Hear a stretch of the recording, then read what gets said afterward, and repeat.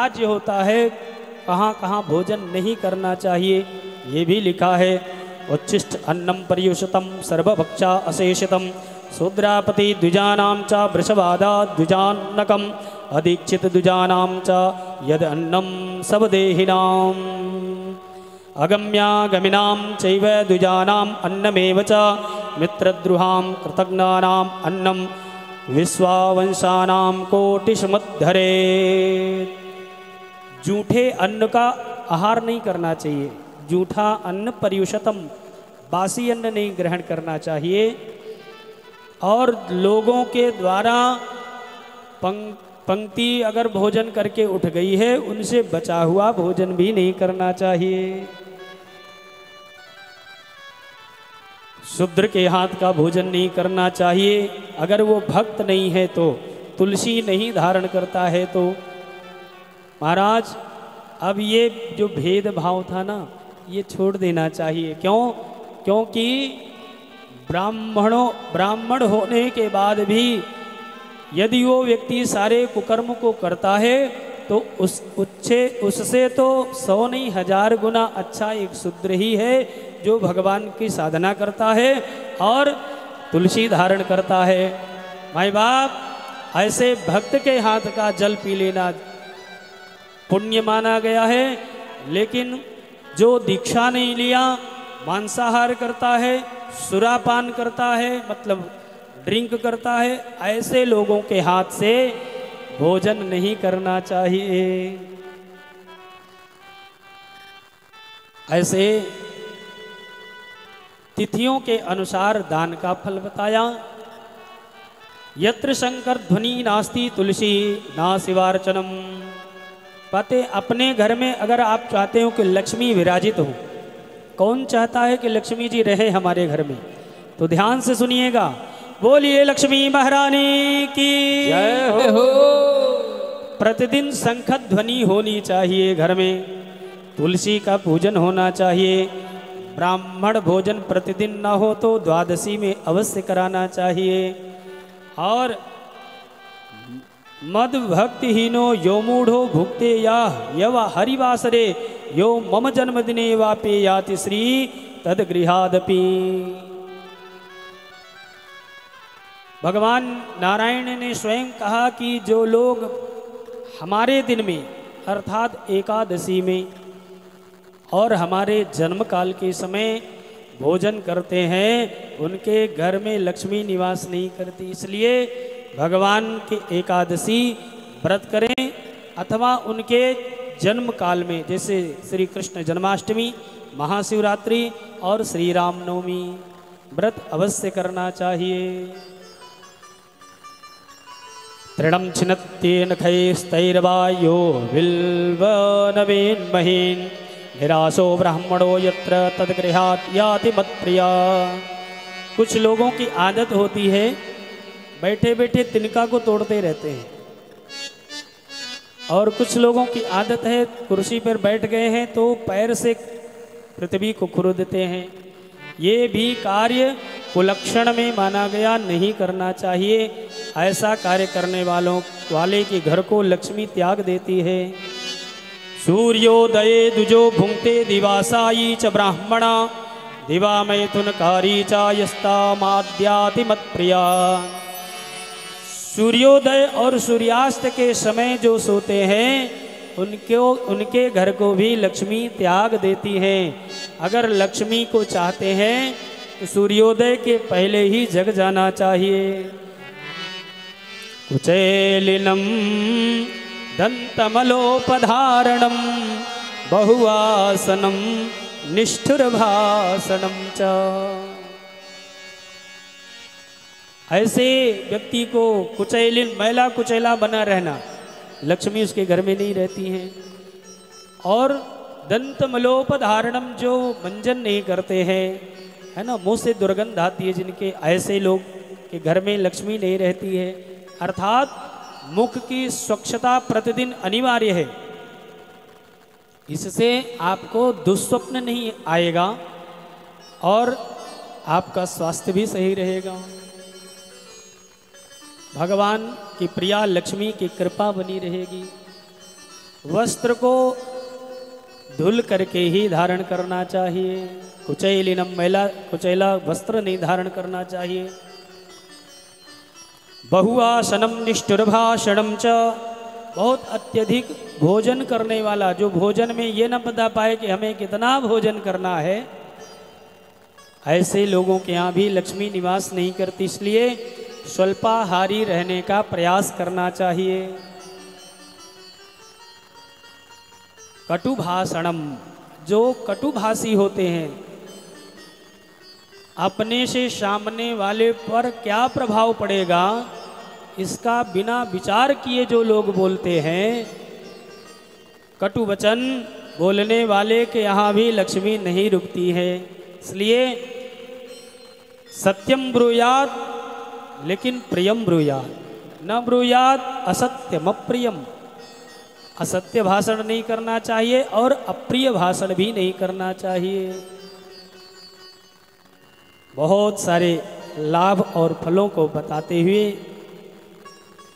कहते हैं, जहाँ लक्ष्मी चाहते हो लोग वहाँ पे नित्य भगवान की चर्चा होनी चाहिए और भगवान शिवलिंग के ऊपर जल चढ़ना चाहिए।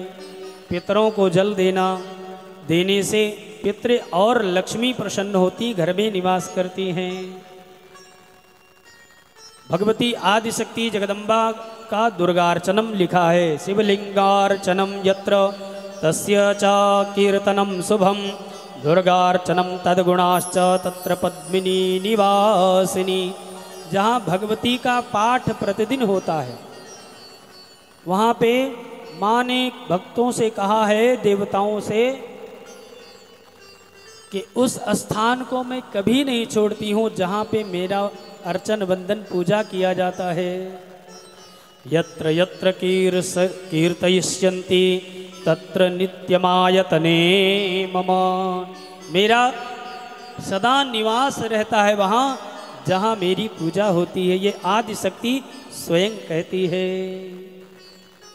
इसके बाद में माँ लक्ष्मी का पावन स्तोत्र है।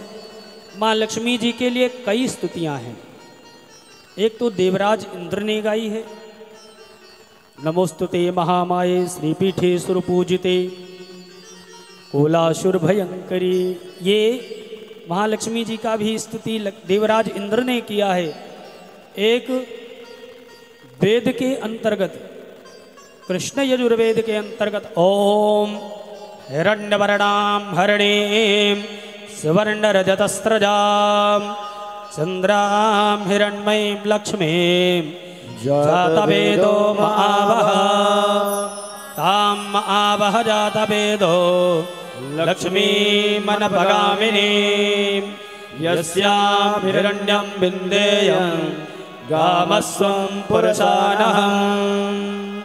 श्रीर्वरचस्समायुस्समारोग्यमाविदात् सभमानं महीयते धनं धान्यं पशुं बहुसौख्यलाभं सत्संवत्सर दीर्घमायुः।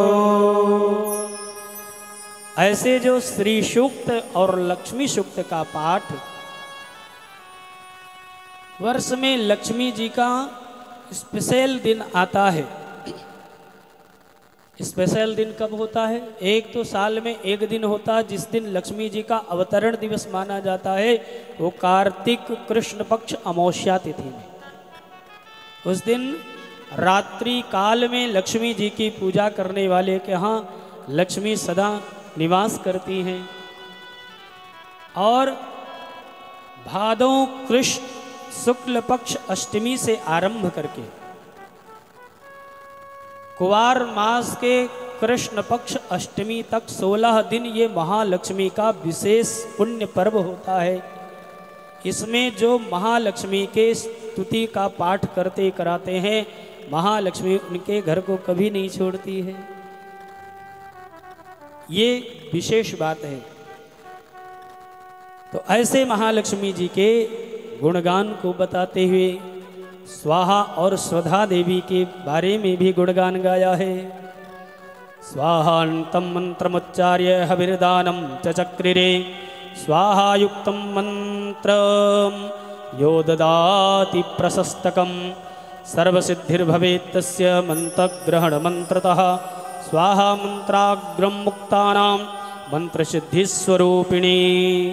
स्वाहा स्वाहा उच्चारण करके ही आहुति करना चाहिए, अन्यथा हमारे द्वारा दी हुई आहुति विफल हो जाती है महाराज। अथवा पितृकार्य में जब हम बैठे तो अग्निदेव की पत्नियां हैं ये स्वाहा और स्वधा देवी। स्वधा कार्य करके, स्वधा का उच्चारण करके पितरों को संतुष्ट किया जाता है और स्वाहा स्वाहा करके आहुति की जाती है। कल इस नवाह यज्ञ का पावन पूर्णाहुति होगी, आप लोगों के माध्यम से स्वाहा जरूर बोलिएगा। स्वधा स्वधा इत्येवं यदि बारत्रयं स्मरेत् श्राद्धस्य फलमाप्नोति बलेश्च तर्पणस्य च। स्वधा स्वधा स्वधा ऐसे 3 बार शब्द उच्चारण मात्र से पितृलोग श्राद्ध करने का फल देकर चले जाते हैं। केवल स्वधा स्वधा स्वधा 3 बार बोलने मात्र से। दक्षिणा देने का भी समय और महत्व बताया, वो हमने कल आप लोगों से वर्णित कर दिया। कहते हैं ऐसे पावनी देवी भागवत महापुराण अंतर्गत रुद्राक्ष के महत्व का वर्णन करते हैं। विंध्यगिरी का वर्णन किया कि जब विंध्यगिरी का उत्पत्ति हुआ तो ये बहुत विशाल होने लगा, इतना बढ़ने लगा कि ये भगवान सूर्य के प्रकाश को भी ढकने लगा। तो ऋषियों ने, देवताओं ने अगस्त्य जी महाराज से निवेदन किया कि हे ऋषि अगस्त्य जी, ये आपके ही वश की बात है, इतना गौरवान्वित हो रहा है ये विंध्य पर्वत, आप ही इसको नीचा करिए। सो अगस्त्य जी महाराज सब पर कृपा की दृष्टि का भाव रखते हुए विंध्यगिरी को उसके पास पहुँचे तो विंध्याचल ने झुककर अगस्त्य ऋषि को प्रणाम किया और जब प्रणाम किया आशीर्वाद देते हुए श्री अगस्त्य जी महाराज उसके सर पर पैर रखते हुए दक्षिण देश में चले गए, कर्नाटका आदि प्रांत में। बोले अगस्त्य जी महाराज की जय हो। इसी विंध्य पर्वत पर मां ने आकर के एक समय निवास किया तो विंध्याचल निवासिनी मां का नाम विंध्यवासिनी हो गया। बोले विंध्यवासिनी मैया की जय हो। ऐसा पावन स्थान पे मां विराजती है। दर्शन मात्र से बहुत अनंत पुण्य फल प्राप्त होता है। मानव जीवन में आचार विचार का भी बहुत अच्छा वर्णन किया है। कहते हैं व्यास जी महाराज, इधर नारायण भगवान नारद जी से कहते हैं श्रृणु नारद तत्वज्ञ सदाचार विधिक्रमम यदनुष्ठान मात्रेण देवीं प्रीणाति सर्वदा। जो बुद्धिमान पुरुष हैं वो अपना आचरण पवित्र रखते हैं। सर्वप्रथम तो आहार शुद्ध करते हैं। और निवेदन करूं सभी माताओं बहनों और हमारे दाजू और भोलू जो भी उपस्थित हैं, सबसे आग्रह है बारंबार कि आहार को सुधारा जाए। आहार शुद्ध होगा तो जीवन शुद्ध हो जाएगा, व्यवहार शुद्ध होगा और व्यवहार शुद्ध होगा तो जीवन पवित्र हो जाएगा। आहार पर विशेष ध्यान दिया जाए। आजकल में जो ये फास्ट फूड का प्रचलन हो गया ना, ये स्वास्थ्य के लिए जल्दी तैयार होने वाला भोजन, मैगी और क्या है चाउमीन, मैक्रोनी और बहुत सारी चीज़ें हैं। इन सब चीज़ों का बड़ा स्वास्थ्य पे असर होता है। बच्चों को ये इन सब चीज़ों के आहार से वर्जित करिए। शुद्ध आहार हमारी माताएं क्या बनाती थीं? सुबह सुबह दलिया, है ना, और गर्मी में सत्तू का आहार। और शुद्ध आहार हमारे पूर्वांचल में तिवारी जी दही चूरा, क्या बढ़िया आहार। ऐसे आहार को ग्रहण करें जो शरीर को भी स्वस्थ रखे और मन को पवित्र रखे। अन्यथा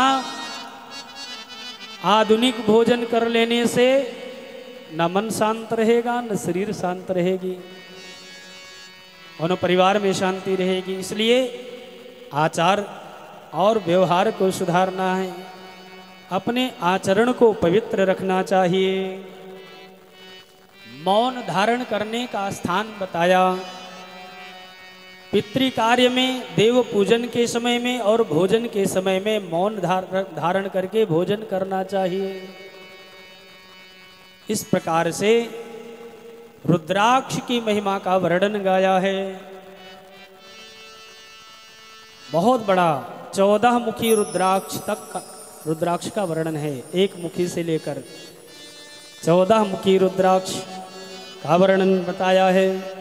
उत्पत्तो तस्य संकार्यम अस्त्वैव विनिश्चया रुद्राक्ष धारणा देव रुद्रो रुद्रत्वमाप्नुयात्।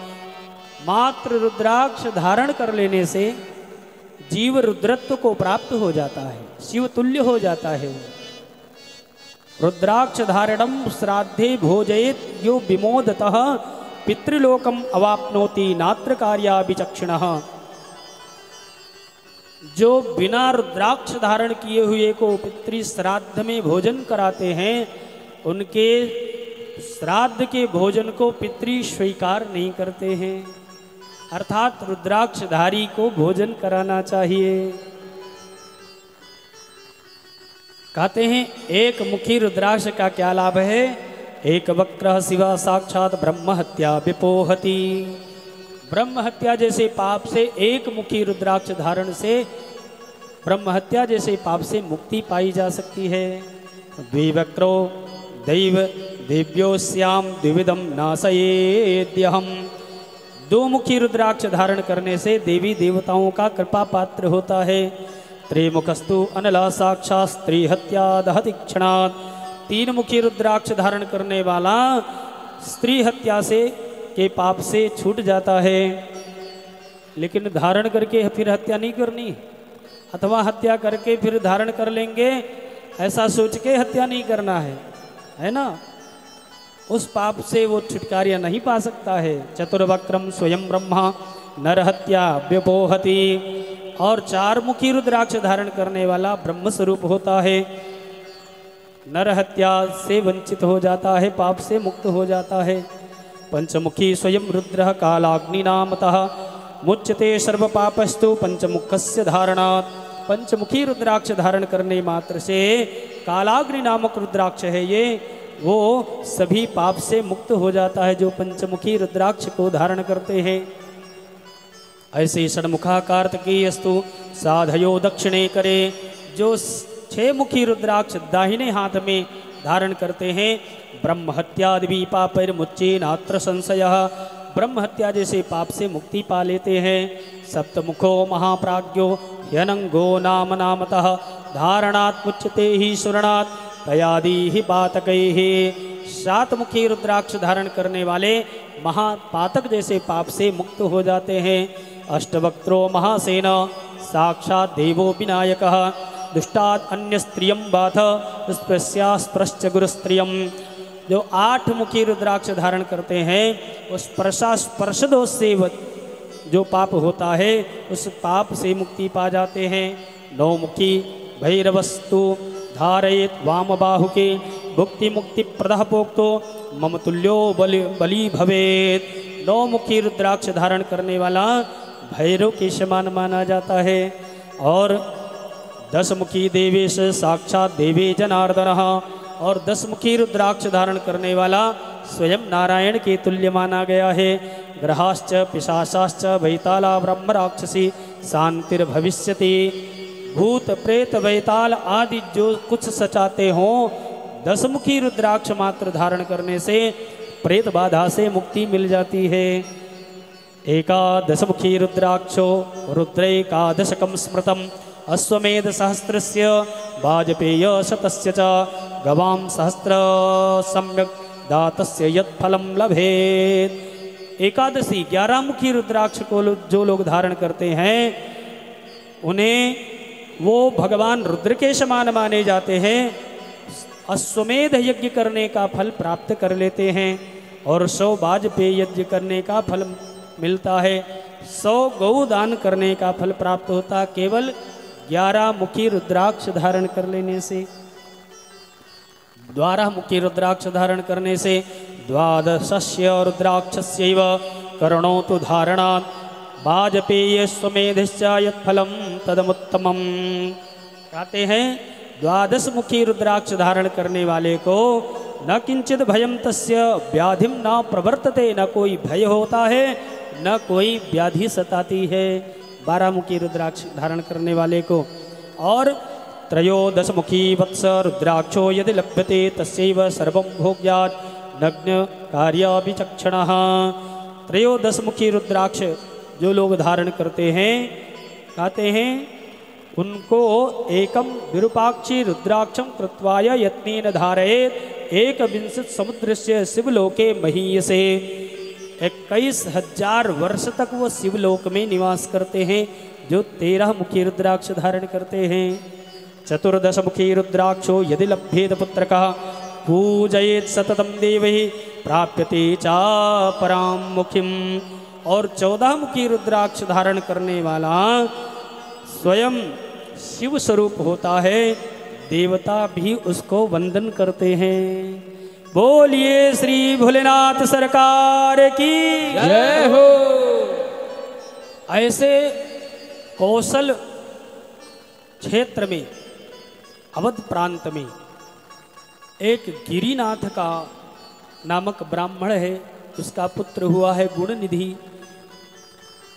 गुणनिधि ने गुरुपत्नी घात का पाप किया और मात्र रुद्राक्ष धारण करने मात्र से जहाँ पे उसकी मृत्यु हुई वहाँ पे उस जमीन के 10 हाथ नीचे रुद्राक्ष पड़ा हुआ था। ऐसा गुरुपत्नी घाती जैसे अपराध से भगवान के दूतों ने उसको बचा लिया। 10 हाथ नीचे, 10 हाथ प्रमाण जमीन के अंदर था वो रुद्राक्ष, और फिर भी रुद्रगणों ने उसको बचा लिया, शिवलोक लेकर गए हैं। इतना प्रभाव रुद्राक्ष का बताया। कहते हैं कि एक व्यक्ति गधे पर रुद्राक्ष बहुत मात्रा में रख करके पहाड़ पे चढ़ा रहा था और वो रुद्राक्ष सहित कमजोर गधा गिरा और उसका प्राणांत हो गया। प्राणांत होने मात्र से वो गधा को ले जाने के लिए शिवलोक आए, शिवगण आए और शिवलोक में प्राप्त हुआ। शिवदूता तदा प्रोचो यस्मिन् स्थले स्मृतात् 10 हस्तात् अधो रुद्राक्ष तत्र चास्ति। ये रुद्राक्ष की महिमा गाया। गायत्री महिमा भी हमने बताया विस्तार से। कैसे गायत्री की साधना करने वाले एक ऋषि हुए हैं और उन ऋषि के पास में सारी जनता गई है। नाम क्या है? गौतम ऋषि। एक बार पृथ्वी पर दुकाल पड़ा है और अकाल के समय में बहुत लोग नरभक्षी हो गए, बहुत लोग पशु पक्षियों का आहार करने लगे, कुछ तो प्राण ही छोड़ने लगे। ऐसे दुकाल के अवस्था में सूखा हो गया, बारिश नहीं हो रही। सारी प्रजा को शरण दिया किसने? गायत्री उपासक गौतम जी ने। सारी प्रजा को 12 वर्षों तक सारी सुविधा प्राप्त कराई है गौतम ऋषि ने।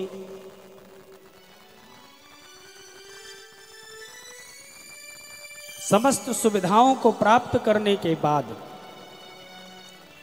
समाज में अनेकानेक तरह के लोग होते हैं। बहुत से लोगों को ये कथा नवाह यज्ञ बहुत रुचिकर है, बहुत अच्छा लग रहा है, बड़ी प्रशंसा करते हैं। और समाज में कुछ ऐसे भी लोग होते हैं जिनको लगता है कि ये एक ही व्यक्ति क्यों इतना बड़ा नाम कमा रहा है ना। उनको ईर्ष्या भी हो जाता है। तो समाज में कुछ ब्राह्मण इच्छा हुई, गौतम जी के खेत में एक माया की गाय बना करके भेज दिया। गौतम ऋषि सुबह सुबह जब गाय को देखा है तो एक तिनका उठा करके केवल उसको हू से कर दिया है, बस वो गाय गिरी और उसका प्राणांत हो गया। सारे ब्राह्मणों की ये चाल थी। ब्राह्मणों की चाल गौतम जी ने देखा, अरे ये तो गोहत्या हो गई। गौतम जी को तो पहले ही पता चल गया कि हमारे आश्रम में जो रहने वाली गौ माता हैं वो बहुत स्वस्थ हैं, इतनी दुबली गाय तो हमारे आश्रम की हो ही नहीं सकती। उनको ये पता चल गया कि ये कुछ ब्राह्मणों की चाल है। तो उन्होंने ध्यान माँ गायत्री का किया। गायत्री मैया ने ज्ञात कराया गौतम ऋषि को कि हे ऋषिवर, ये ब्राह्मणों की चाल है, ये माया की गाय थी, इसमें आपका कोई दोष नहीं है। और अपने आप को निर्दोष पाया जब गौतम ऋषि ने, तो उन ब्राह्मणों को श्राप दे दिया है कि जाओ कलयुग में आप लोग जन्म लेकर के गायत्री दीक्षा शिक्षा और गायत्री के पूजा से विहीन हो जाओगे। महाराज ऐसे गौतम ऋषि ने श्राप दे दिया। ब्राह्मणों को जो आजकल ब्राह्मण के स्वरूप में होकर भी गायत्री जपना करें तो उनका जान लेना चाहिए ये गौतम ऋषि के श्राप का ही प्रभाव है। सारे ब्राह्मणों ने मिलकर के जब गौतम जी ने श्राप दे दिया तो निवेदन भी किया, हम लोगों से बड़ा अपराध हुआ महाराज, क्षमा कर दीजिए। गौतम जी ने कहा, देखो भगवती गायत्री देवी का उपासन जो ब्राह्मण करेंगे उन्हें कलिका कलिमल व्याप्त नहीं होगा और वो सदा सर्वदा पवित्र और निर्मल रहेंगे, शुद्ध रहेंगे और वही यज्ञ के सुपात्र आचार्य होंगे। बोलिए गायत्री मैया की जय हो। और भस्म धारण की बड़ी विधि बताई है। बिना वेदोचितारम स्मार्थ स्यानार्थ कारणम कृतम स्यात् अकृतम तेन श्रुतम अपि च श्रुतम। जो लोग भस्म धारण करते हैं उनके लिए बहुत बड़ा महत्व बताया। बिना भस्म धारण के पूजा में बैठना ही नहीं चाहिए, त्रिपुंड धारण करके ही पूजा करनी चाहिए। अधीतम अनधीतम च त्रिपुंडम जो न धारयेत वृथा वेदा वृथा यज्ञ दानम वृथा वृथा तपः। उनके द्वारा वृथा है यज्ञ, ये तप जप तप जो भी है ये व्यर्थ है। अब त्रिपुंड महाराज दो तरह के होते हैं। अब ये जो 3 लाइन वाला है ना, 2 लाइन सफ़ेद 1 लाइन रेड कलर, ये भी एक त्रिपुंड है, इसे ऊर्ध्वपुंड कहते हैं। ऐसे 3 रेखाओं वाले चंदन को त्रिपुंड कहते हैं। कुछ ऐसे लगाते हैं और कुछ ऐसे लगाते हैं, ये अपने अपने धर्म शाखाओं का भेद है। जो शैव ब्राह्मण होते हैं वो ऐसे लगाते हैं, जो वैष्णव होते हैं वो ऊर्ध्वपुंड लगाते हैं। और इसका भाव संतों ने एक ही बताया कि ये तीनों रेखाएं राम लक्ष्मण सीता ये ब्रह्म और शक्ति का द्योतक हैं। शाक्त को गोल चंदन भी लगाना चाहिए जो शक्ति के उपासक हों। और माताओं बहनों निवेदन करूं, बिना चंदन लगाए नहीं रहना चाहिए। बिना चंदन लगाए का फल देवी भागवत कहती है स्नानं दानं तपो होम देवता पितृमेव च तत्फलं विफलं भूयात् ललाटे चंदनम बिना। कोई भी स्नान करे, कहीं भी जाकर के, नासिक में भी महाकुंभ लगता है, पावन श्रीधाम हरिद्वार में भी महाकुंभ लगता है, और श्री प्रयागराज में भी महाकुंभ लगता है। आप और ये महाकाल की भूमि में भी महाकुंभ लगता है। ये 4 जगहों पर महाकुंभ लगता है। ऐसे महाकुंभ में जाकर के कितनी मेहनत से स्नान किया है दीदी जी ने, ये तो यही बता सकती है। अथवा जो लोग भी कुंभ में स्नान करने गए होंगे, उन्हें उस परिश्रम, उस त्याग का अनुभव होगा। ऐसा परिश्रम करके किया हुआ स्नान अगर बिना चंदन लगाए करते हैं तो तत्फलम विफलम भूयात्, उस स्नान का कोई फल नहीं मिलता है। बिना चंदन लगाए स्नान नहीं करना चाहिए। अब आप कहोगे महाराज जी स्नान के पहले कहाँ चंदन लगा ले, ये तो पूजा से पहले या पूजा करते समय लगता है। ऐसा नहीं है। आप जब गंगा स्नान करने जाएं तो श्री पावनी गंगा में चरण नहीं रखना चाहिए, पहले प्रणाम करना चाहिए और मिट्टी का ही, गंगा जल से ही चंदन लगा लेना चाहिए। भगवती को, गंगा जी को प्रणाम करके तब पावनी गंगा में प्रवेश करना चाहिए, ये विधान है।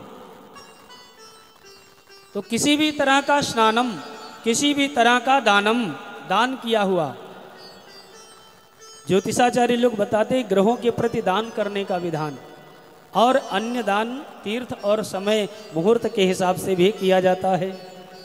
तो वो किया हुआ दान अगर हम बिना चंदन लगाए करते हैं तो वो भी विफल हो जाता है, सफल नहीं होता है। ललाटे चंदनम बिना।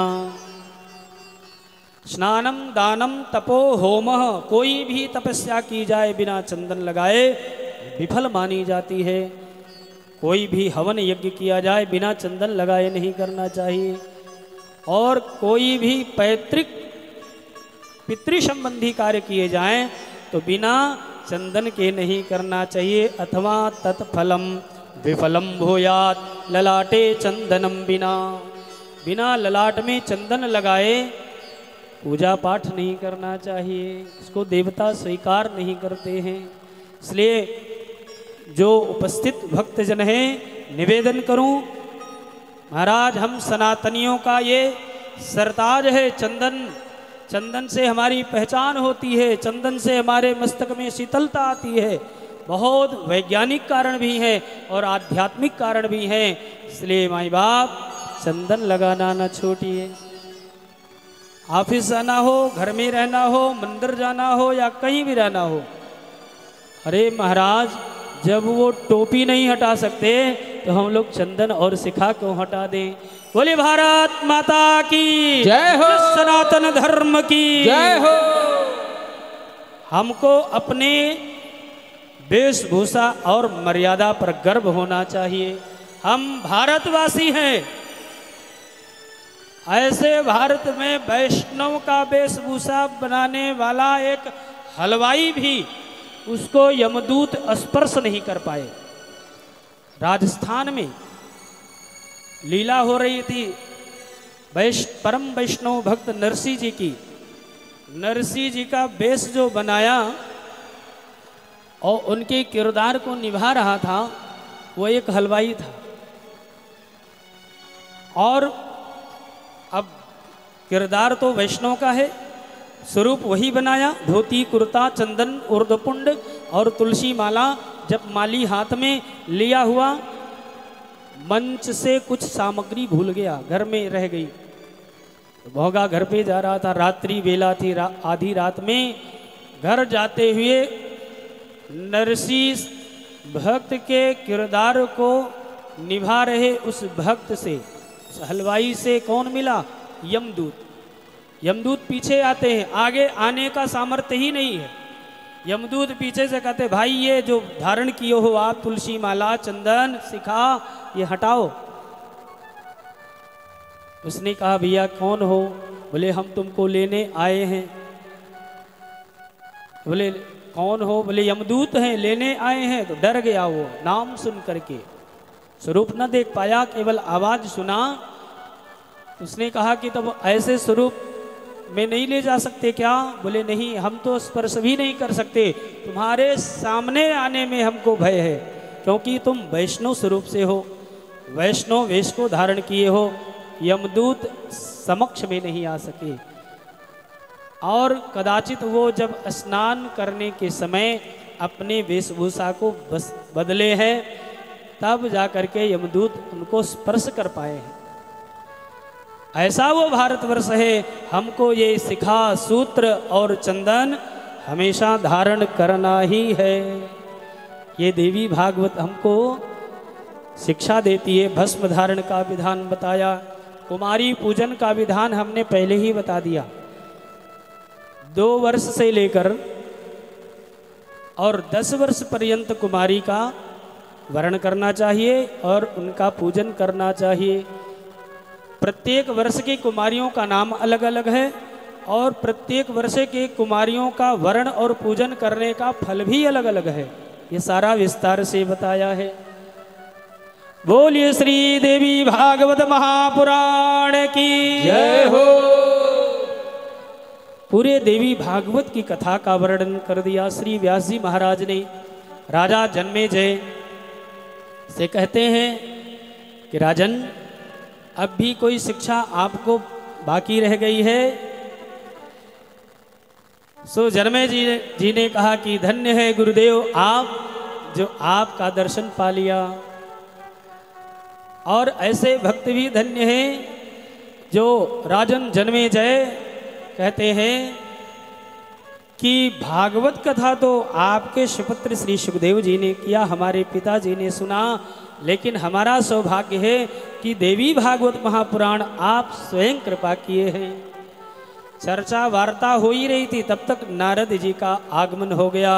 आइए प्रेम से श्रीमन नारायण नारायण नारायण, श्रीमन नारायण नारायण नारायण, श्रीमन नारायण नारायण नारायण, श्रीमन नारायण नारायण नारायण, श्रीमन नारायण नारायण नारायण, श्रीमन नारायण नारायण नारायण, श्रीमन नारायण नारायण नारायण, श्रीमन नारायण नारायण नारायण, भजमन नारायण नारायण नारायण, भजमन नारायण नारायण नारायण, श्री हरि नारायण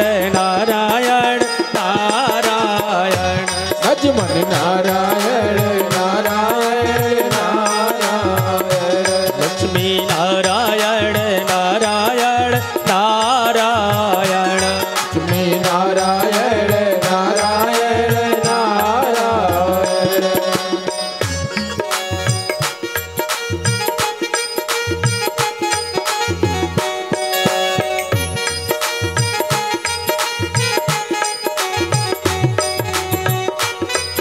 श्री राधे।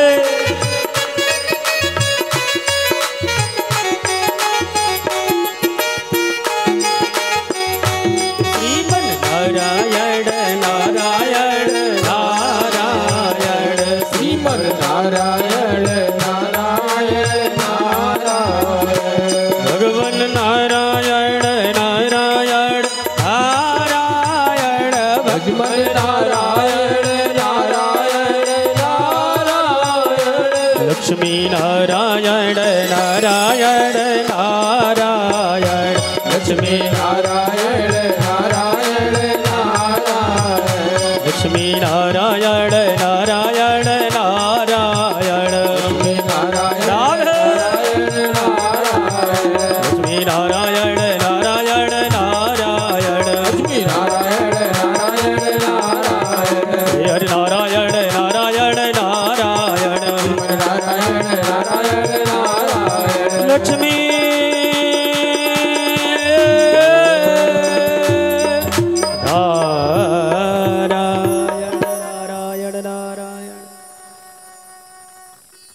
कैसी भगवान की कृपा, हमारे माता रानी के परम प्रिय भक्त और बाबा के भक्त हमारे पांडे जी लखनऊ से चलकर पधारे हैं हम सबके बीच में।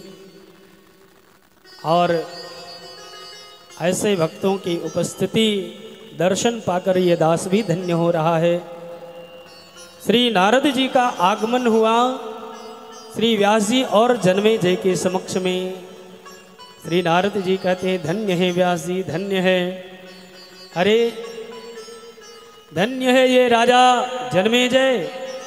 व्यास जी आप यहाँ कथा सुना रहे हो और हम आ रहे हैं।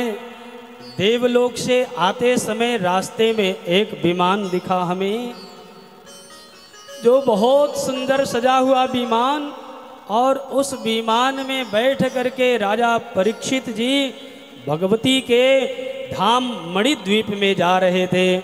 मणिद्वीप का बहुत सुंदर वर्णन किया है नारद जी ने। ऐसे धाम में ये राजन परीक्षित जा रहे हैं। जैसे जन्मे जय के पिता का उद्धार हुआ, देवी धाम में गमन हुआ, ऐसे हम व्यासपीठ से निवेदन करेंगे यहाँ उपस्थित माननीय प्रातस्मरणीय माया दीदी बहुत बड़ा कार्य कर रही है। आपके सभी पितर और जितने भक्त उपस्थित हैं सबके पितृ सदगति और भगवत देवी धाम को पधारे। बोलिए सब पितरों की जय हो, देवभूमि की जय हो। माँ प्रसन्न हो गई। राजा जन्मेजय को सर्प यज्ञ में जो जीव हत्या किया था उस पाप से मुक्त किया और कहा लाला वरदान मांग लो, प्रकट होके दर्शन देती। तो माँ ऐसा भाव लाना है मन में कि मानो हम सबके बीच में आज प्रकट हुई है मैया। और माँ कहती है लाला वरदान मांग लो। लाली वरदान मांगो, भोली वरदान मांगो, क्या मांगेंगे? तो जो सच्चा भक्त है वो माँ से ये वरदान मांगते हैं, मेरे सिर पर रख दे मैया, हो मेरे सिर पर रख दे मैया, अपने ये दोनों हाथ, देना है तो दीजिए जन्म जन्म का साथ, देना है तो दीजिए जन्म जन्म का साथ, देना है तो दीजिए जन्म जन्म का साथ। मेरे सिर पे रख दे मैया, मेरे सिर पे रख दो मैया, अपने ये दोनों हाथ, देना है तो दीजिए जन्म जन्म का साथ, देना है तो दीजिए जन्म जन्म का साथ।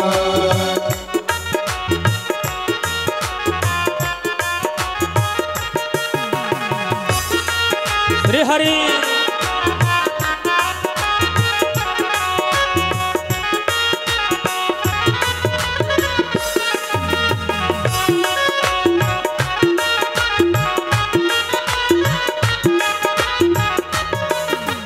देने वाली जग जननी से धन और दौलत क्या मांगे, देने वाली जग जननी से धन और दौलत क्या मांगे, देने वाली जग जननी से धन और दौलत क्या मांगे, देने वाली जग जननी से धन और दौलत क्या मांगे, ये जग जननी से मांगे तो फिर नाम और इज्जत क्या मांगे, जग जननी से मांगे अज तो नाम और शोहरत क्या मांगे, ये जग जननी से मांगे तो नाम और इज्जत क्या मांगे, जग जननी से मांगे तो नाम और शोहरत क्या मांगे, मेरे जीवन में अब कर दे, मेरे जीवन में अब कर दे तो कृपा की वर्षा, देना है तो दीजिए जन्म जन्म का साथ, देना है तो दीजिए जन्म जन्म का साथ।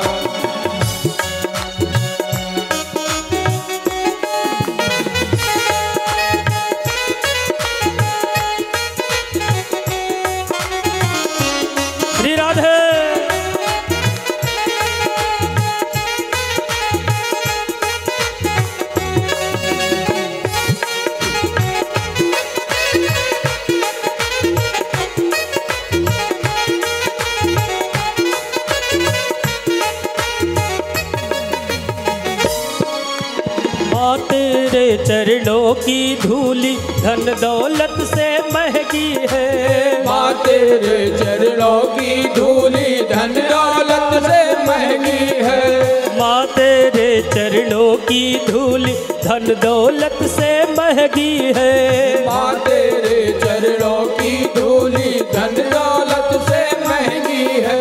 एक नजर कृपा की मैया नाम इज्जत से महंगी है। एक नजर कृपा की मैया नाम इज्जत से महंगी है। मेरे दिल में तमन्ना यही है, मेरे दिल में तमन्ना यही है, तेरी सेवा करूं दिन रात। देना है तो दीजिए जन्म जन्म का साथ। देना है तो दीजिए जन्म जन्म का साथ।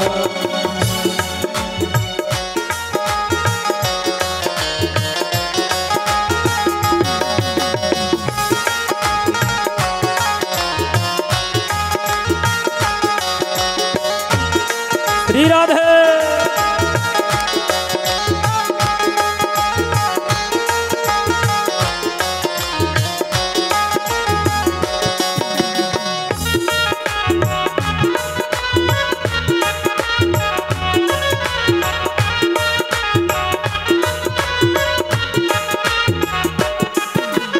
झुलस रहे हैं गम की धूप में प्यार की छैया कर दे तो। झुलस रहे हैं गम की धूप में प्यार की छैया कर दे तो। झुलस रहे हैं गम की धूप में आंचल की छैया कर दे तो। झुलस रहे हैं गम के धूप में आंचल की छैया कर दे तो। बिन माझी के नाव चले ना अब पतवार पकड़ ले तो। बिन माझी के नाव चले ना अब पतवार पकड़ ले तो। बिन माझी के नाव चले ना अब पतवार पकड़ ले तो। बिन माझी के नाव चले ना अब पतवार पकड़ ले तो। मेरा रास्ता रोशन कर दे, मेरा रास्ता रोशन कर दे। छाई अंधियारी रात देना है तो दीजिए। देना है तो दीजिए जन्म जन्म का साथ। देना है तो दीजिए जन्म जन्म का साथ। मेरे सिर पे रख दो मैया, मेरे सिर पे रख दो मैया अपने ये दोनों हाथ। देना है तो दीजिए जन्म जन्म का साथ। देना है तो दीजिए जन्म जन्म का साथ।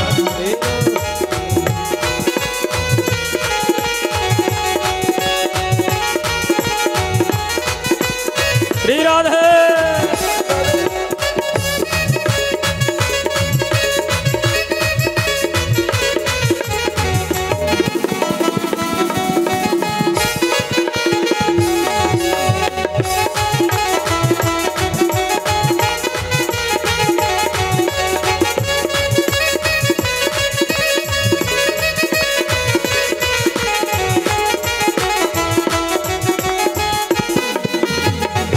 राधे।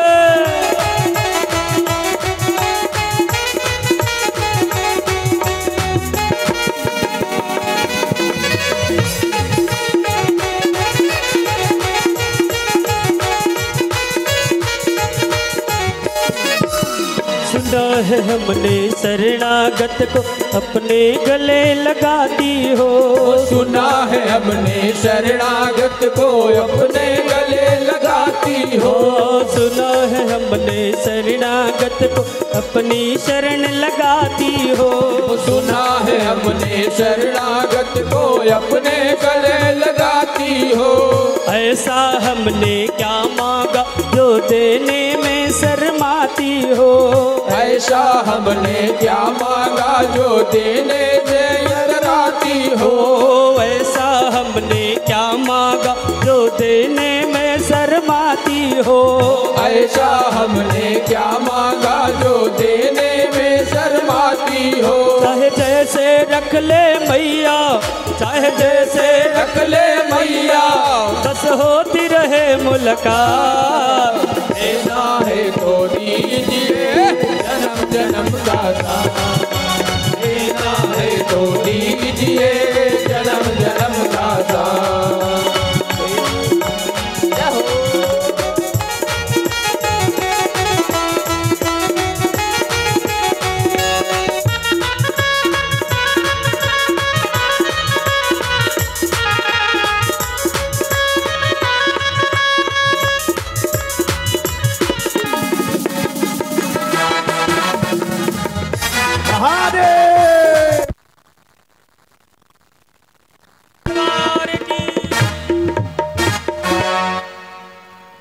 देना है तो दीजिए जन्म जन्म का साथ, आए देना है तो दीजिए जन्म जन्म का साथ। ओ देना है तो दीजिए जन्म जन्म का साथ। ओ मेरे सिर पर रख दे मैया, मेरे सिर पर रख जग जननी अपने ये दोनों हाथ। देना है तो दीजिए जन्म जन्म का साथ, देना है तो दीजिए जन्म जन्म का साथ, देना है तो दीजिए जन्म जन्म का साथ, देना है तो दीजिए जन्म जन्म का साथ। बोले शेरा वाली मैया की जय हो, बोले जगजननी मैया की जय हो। आइए ऐसे नवाह महायज्ञ परम सौभाग्य है हम सभी भक्तों का, जो सब ने मिल करके ये कार्य को अपनी गरिमामयी उपस्थिति देकर इस महान यज्ञ को आज कथा विश्राम और कथा से विश्राम के समय व्यासपीठ से व्यास की विदाई आज अभी प्रारंभ होगी। बहुत बहुत साधुवाद, धन्यवाद तो नहीं कह सकते, क्योंकि धन्यवाद छोटे कार्य के लिए दिया जाता है, किया जाता है। धन्य है हमारी प्रातस्मरणीय ये माया दीदी, जो आज ये चौथी पावनी कथा, 3 श्रीमद् भागवत कथा और आज ये चौथा श्रीमद् देवी भागवत महापुराण की कथा अपने पितरों के आशीर्वाद से, देवभूमि के समस्त देवी देवताओं की कृपा से और अपने मनोबल से एक बार जोरदार तालियों से स्वागत करते हुए हमारी माया दीदी का, जो कि इतना बड़ा काम करने का साहस बढ़ाया, जुटाया। और ऐसे हमारे दीदी जी के और भी बहनें दीदी जी लोग हैं, हमारी माननीय प्रातस्मरणीय आज है नहीं दीदी, बड़ी दीदी, हाँ बड़ी दीदी जी श्रीमती लीला मंडराल जी, बहुत सहयोग और आत्मबल बढ़ाया है आपने। और हम तो जानते हैं कि बहुत विदुषी हैं, सर्वगुण संपन्न है। अंग्रेजी भाषा में भी आप बात कर सकते हैं, संस्कृत में भी बात कर लीजिए, और जाने कितने भजनों को भी गाती रहती है हमारी बड़ी दीदी। ऐसे देवी के एक लाडली भक्त के लिए भी तालियों से स्वागत। और ऐसे दीदी की जो चेली है, हमारी दीदी बोलेंगे हम लोग, शोभा दीदी और कविता दीदी यहाँ उपस्थित हैं अपने बच्चों के साथ में। हमारी छोटी दीदी बीना दीदी, और उनसे भी छोटी दीदी का नाम हमें नहीं बताया गया है, याद भी नहीं है, क्या नाम है? बड़ी है, अच्छा क्या क्या नाम है? मंजू रोतेला जी। और आपकी भी एक बिटिया जो रुक्मिणी बनी थी पहली कथा में, वो भी कलश यात्रा में और कल भी आई थी, कल पूर्णाहुति में भी आएगी। सबका सहयोग, पूरे रोतेला परिवार और पूरे रिश्तेदारों सहित बहुत बड़ा सहयोग हमारे लोहनी जी का। देखिए 7 दिन से अनुष्ठान में वर्णित होकर और अनुष्ठान यज्ञ की पूर्णाहुति का समय आ गया है। और जैसे लक्ष्मण जी यज्ञ के रक्षा हेतु खड़े रहते थे ना, डटे रहते थे, ऐसे हमारे लोहनी जी कहते हैं तालियों से स्वागत करते हुए ऐसे महान भक्त के लिए, और जो कि पूरे परिवार से लोहनी जी की श्रीमती जी भी यहाँ पे माता जी हमारी विद्यमान हैं, और धन्य है आपका पूरा परिवार। जो बहू रानी पल्लवी जी हैं, बहुत सेवा किया, हंस हंस के देखिए, सेवा करने में भाव को बिगड़ने नहीं देना चाहिए। जो प्रसन्न मुद्रा में सेवा करते हैं ना, अगर एक रोटी 2 रोटी का भूख हो तो महाराज जी कहते एक और दे दीजिएगा। तो ऐसे सुंदर भाव से सेवा करने वालों के लिए भी तालियों से स्वागत करें। हमारे खाती जी बैठे हैं यहाँ पे, कुबेर खाती जी, छोटे खाती जी जो समय एग्जाम में बिजी हैं थोड़ा, और भी अन्य अन्य भक्त यहाँ पे उपस्थित हैं। हमारे केसी त्रिपाठी जी जो भूमिया देवता में भागवत में अध्यक्ष रहे हैं, और भूमिया देवता में हमारे माननीय मामा जी कांडपाल जी, और हमारे नवीन जोशी जी, और बहुत सारे लोग रहे हैं। यहाँ पे उपस्थित होंगे हमारे दिनेश बिष्ट भैया जी, और भी जिनका नाम मैं नहीं जान रहा हूँ या हमारे से भूल हो रही है, नहीं ले पा रहा हूँ। हमारे अश्वनी कुमार जी के पिताजी गणेश परिहार जी, और अश्वनी जी की माता जी भी यहाँ विराजित हैं। आपकी बहुत प्रेम पूर्ण सेवा इस दास को मिली है। करबद्ध निवेदन माँ के चरणों में कि माँ हमारे माननीय गणेश परिहार जी को अपनी शरणों में शरण दे और आपके परिवार में खुशहाली छाए। हमारे सुनी जी प्रसन्न रहे हमेशा। हमारे बीना खाती दीदी जी के परिवार में खुशियाँ बढ़ती जाए। हमारे डॉक्टर साहब आयुष जी और भी जो भक्त हैं, बच्चे हैं, भोलू चेली, सबको माँ स्वस्थ सुखी संपन्न रखे।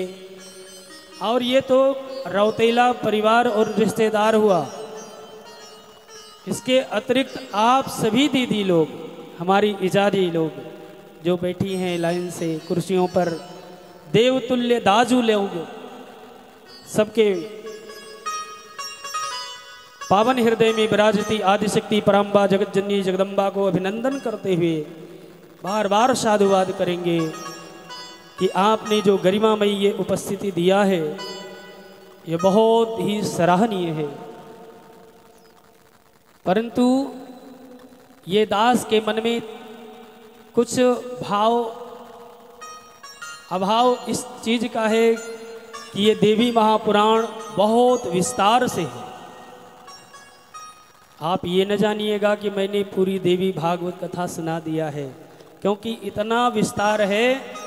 9 दिन में 7 घंटे 8 घंटे पारायण करे तो जाके कोई बड़े परिश्रम से पारायण पूरा होता है। और यहाँ तो भजन भी गाना है,